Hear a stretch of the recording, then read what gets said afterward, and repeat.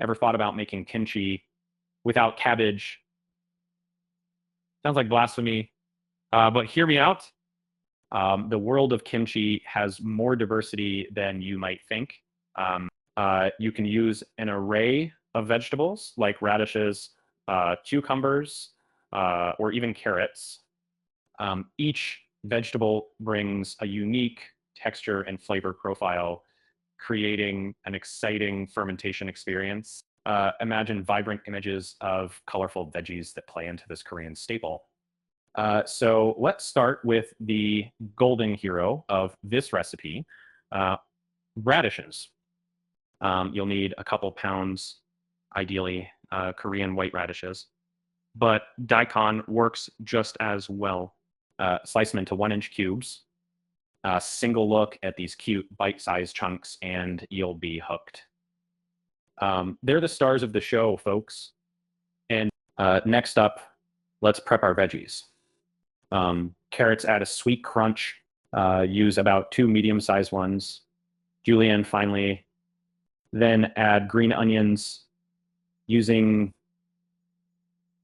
chop these into 1-inch lengths.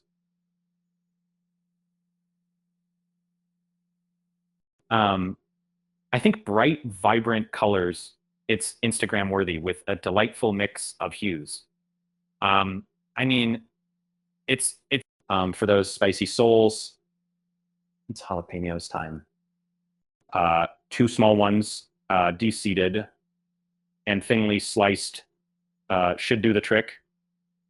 Now, thanks to their burst of fresh heat, even your taste buds will want to sing. Picture bold green peppers intertwined with orange carrots, and you'll get the idea. Now, let's talk about the essential kimchi paste. Blend together some garlic cloves, ginger, sugar, and fish sauce until smooth. This paste is where the magic happens. It's like you uncover a secret when combining these ingredients. They hold the key to flavor depth. As for chili powder, quality matters. Opt for Korean chili pepper flakes, gochugaru. Use about 3 tablespoons. The heat level is customizable, so adjust as you please. Just imagine the warm glow these flakes give your paste as vibrant as a sunset. Mix the veggies with the paste. This step is all about getting your hands dirty. Massage the paste into radishes and other vegetables until they are well coated. And believe me, this is oddly satisfying. The textures and colors melding like an artist, crafting a masterpiece. Now for the fermentation, it's the bedrock of any kimchi.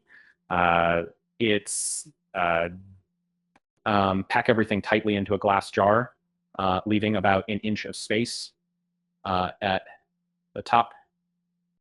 This step is crucial, helping develop that signature tang. Think of a time-lapsed visual of bubbles forming as it ferments. Let's talk patience. Ferment the mixture for 1 to 3 days at room temperature. Here the waiting game begins. The tanginess deepens every day.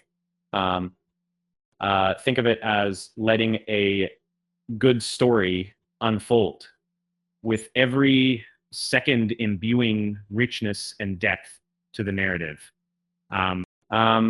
Pro tip, taste the kimchi during fermentation.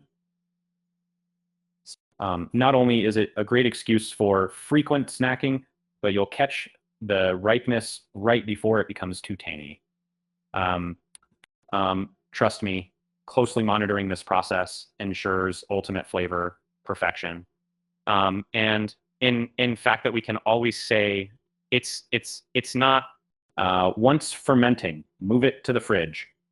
The cooler temps halt the process, keeping the flavor profile intact longer. Witness the transformation. one journey of raw veggies to a fermented delight.